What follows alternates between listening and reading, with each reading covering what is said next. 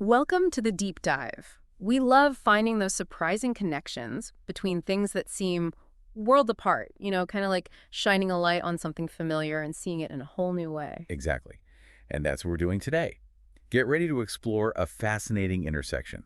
The fast-paced world of UX design that's user experience and the ancient wisdom of Buddhist philosophy. Yeah, it might sound like an odd pairing at first, but we've gathered some truly thought-provoking material that explores this unexpected overlap. Our mission, to uncover the surprising points where these two seemingly different fields actually meet and what those connections might reveal for you. So get ready for some aha moments as we delve into everything from how UX and Buddhist thought actually align at their core to the ethical questions that pop up when you blend these two worlds. We'll also touch on the powerful role of mindfulness in design and even grapple with some of the inherent paradoxes and challenges that arise when you try to merge these two seemingly opposite perspectives. Ready to dive in? Absolutely. Let's do it. Okay, so first things first. How on earth did anyone even start thinking about UX design, which is all about digital interfaces and technology and user experience in the context of something as ancient and philosophical as Buddhism? Right. It does seem like a strange pairing initially, but when you dig into the core principles of both UX and Buddhist philosophy, some really interesting connections start to emerge. For example. Well, think about what makes for good UX. It's all about things like usability, ensuring interfaces are intuitive and easy to use. Then there's accessibility, making sure that everyone can engage with the design regardless of their abilities. And of course, there's the whole aspect of creating experiences that truly draw people in, providing real value and a sense of satisfaction. So it's not just about making something that technically works. There's a much deeper level to it. Exactly. It's about understanding the human experience at a much more fundamental level. Yeah. And that's where the connection to Buddhism starts to become clear. A core tenet of Buddhism is this deep understanding of human nature, recognizing our shared experiences of joy, suffering, and everything in between. It's about striving to alleviate suffering and cultivate a sense of well-being, not just for ourselves, but for all beings. And when you think about it, good UX design aims to do the same thing, just within the digital realm. I see what you mean. A well-designed website or app reduces friction, minimizes frustration, and ideally makes technology a truly helpful tool rather than a source of stress and annoyance. Precisely. And this idea of reducing suffering and promoting well-being in a digital world is something that many of our sources are calling harmonious design. Okay, harmonious design. Tell me more about that. So it goes beyond simply making something functional or visually appealing. It's about seeing digital interfaces as genuine channels for deeper understanding and human connection. Wow, that's a much more profound way of thinking about the websites and apps we interact with every day. It is. And it really emphasizes a key responsibility for designers, one that goes beyond just technical proficiency or aesthetic sense. It's about taking into account the human spirit, as one source puts it, considering the needs, emotions, and aspirations of the people who will be interacting with these designs. So are you saying that designers need to start thinking of themselves as philosophers or spiritual guides? Not necessarily, but they do need to move beyond just thinking about clicks and conversions. The goal should be to craft digital experiences that go beyond mere transactions or fleeting entertainment. They can actually become journeys of learning, connection, and genuine discovery for the user. Now, this is where it gets really interesting for me. One of our sources delves into the Eightfold Path of Buddhism, those core principles like right view, right intention, right speech, right action, and so on. And it draws some seriously unexpected and insightful parallels with UX design. Yes. This is where the philosophical tapestry, as one source calls it, really starts to shine through. Take right view, for example. In Buddhist philosophy, this is all about understanding the true nature of reality, seeing things as they really are without delusion or distortion. And guess what? This aligns perfectly with a crucial principle of UX design.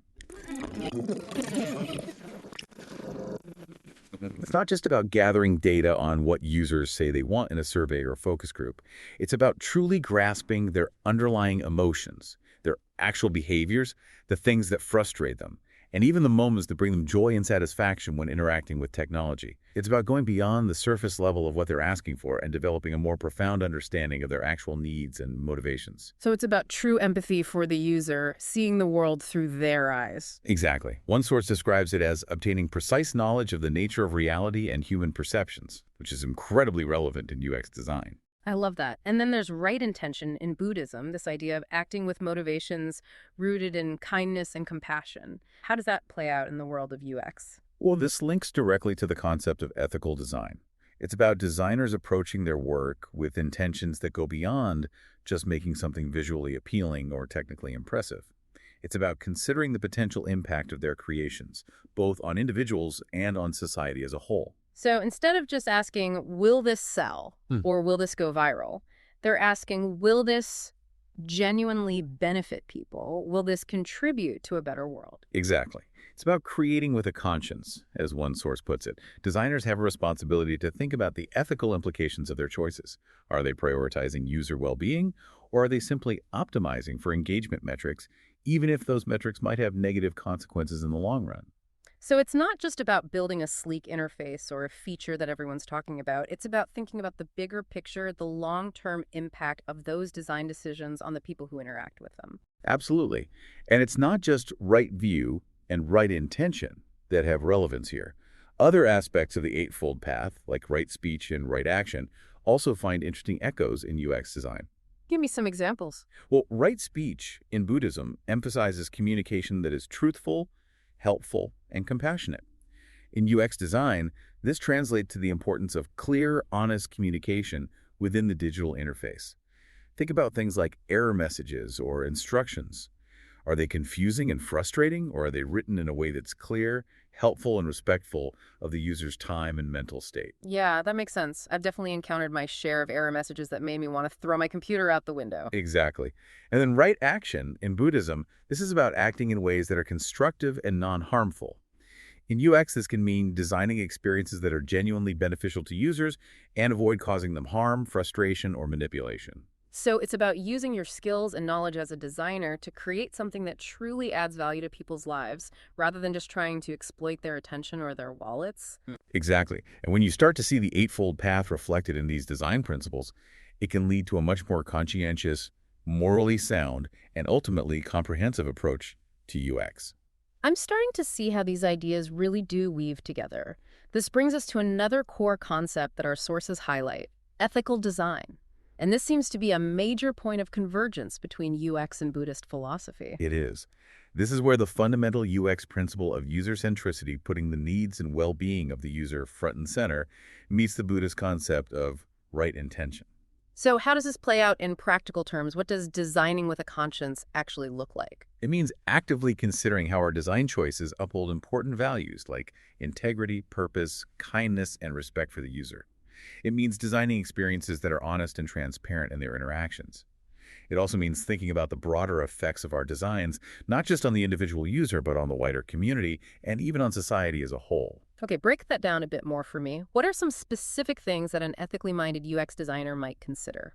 Well, they might think about things like diversity and inclusion, ensuring that their designs are accessible and relevant to people from all backgrounds. They might prioritize protecting user privacy and data security. They might even consider how their design choices might influence user behavior, promoting positive interactions and discouraging harmful or addictive patterns. So it's really a much bigger picture than just the immediate interaction a single user has with a website or app. It's about the collective impact of our digital creations. Exactly.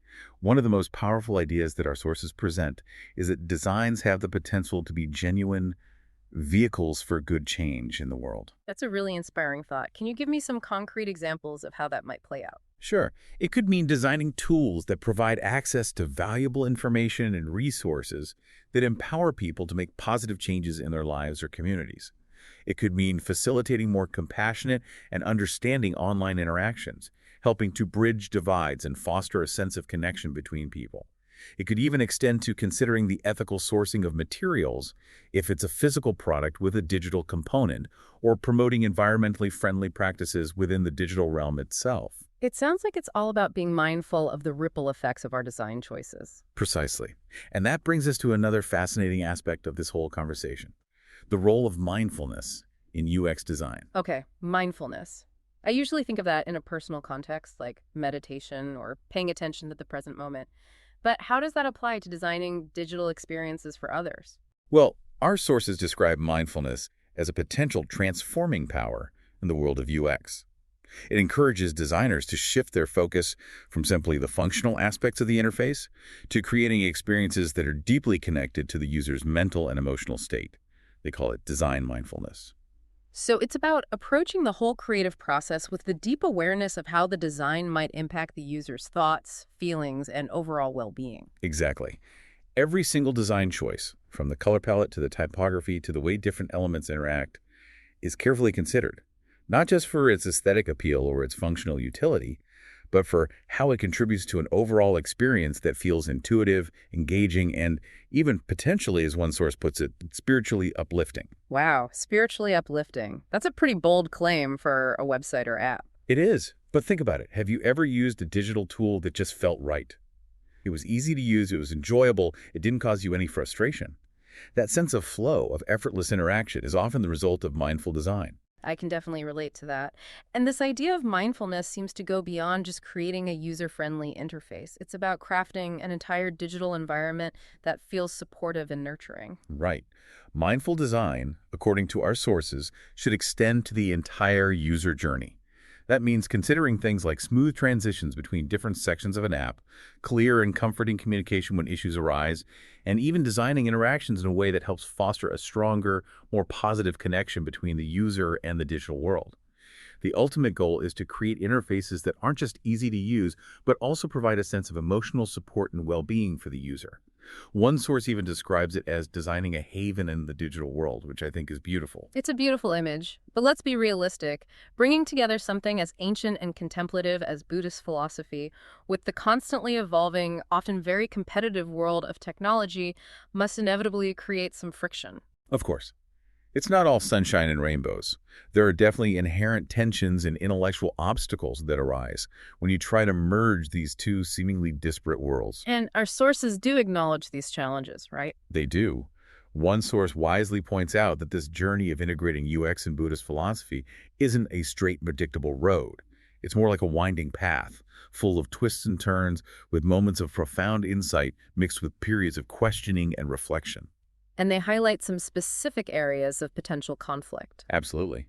One of the biggest challenges they address is the inherent contrast between the calm, traditional teachings of Buddhism and the often frenetic, fast-paced nature of the tech industry. There's this emphasis in Buddhism on slowing down, on cultivating inner peace and mindfulness, while the tech world often thrives on speed, innovation, and constant change. It's almost like those two worlds are moving at completely different speeds. Right. And then there are those inherent paradoxes and potential disputes, as they're called in our materials. But the sources don't necessarily see these contradictions as insurmountable roadblocks. Instead, they frame them as valuable opportunities for growth and deeper understanding in both fields. That's a really positive way to look at it. It is.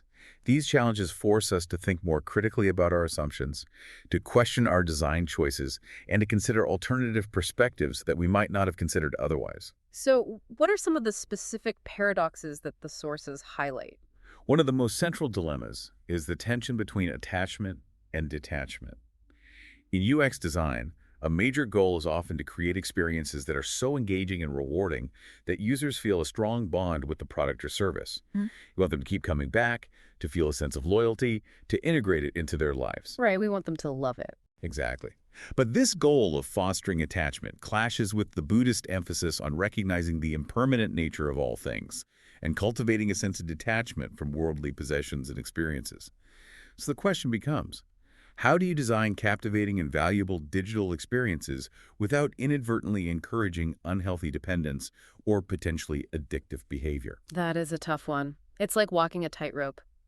You want people to enjoy using your product, but you don't want them to become so reliant on it that it takes over their lives. It's a delicate balance, and the sources emphasize the need for a careful and considered approach that promotes positive user interaction and provides genuine value while still aligning with the broader Buddhist worldview of minimizing our reliance on external sources for true happiness and fulfillment. It sounds like this fusion of UX and Buddhist philosophy is really prompting us to rethink the role of technology in our lives. It is. It's an invitation to consider how we can create a more balanced and healthy relationship with the digital world. Now, another potentially controversial issue that the sources bring up is the tension between Buddhist ethics, those core principles of mindfulness, compassion, and moral behavior, and the often very profit-driven nature of the tech industry.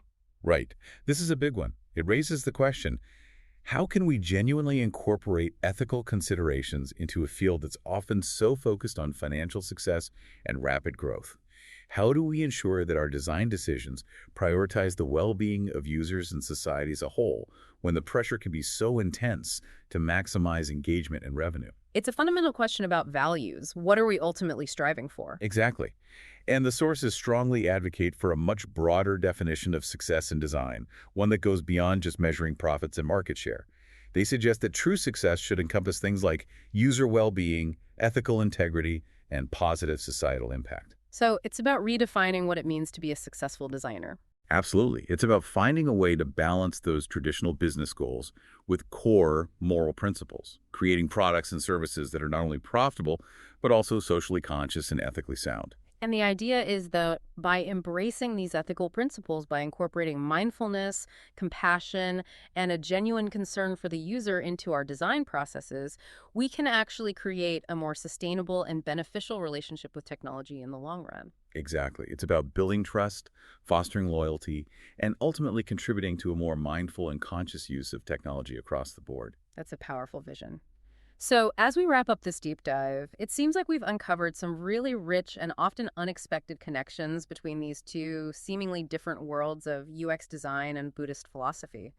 We've seen how ancient principles like mindfulness, ethical intention, and a deep understanding of the human experience can have a profound impact on the way we design and experience digital products in our modern age. It's been a fascinating journey, and it's clear that these age-old teachings can offer fresh and relevant insights into the challenges and opportunities we face in our increasingly digital world. It certainly leaves us with a lot to think about. So, here's a final thought to ponder.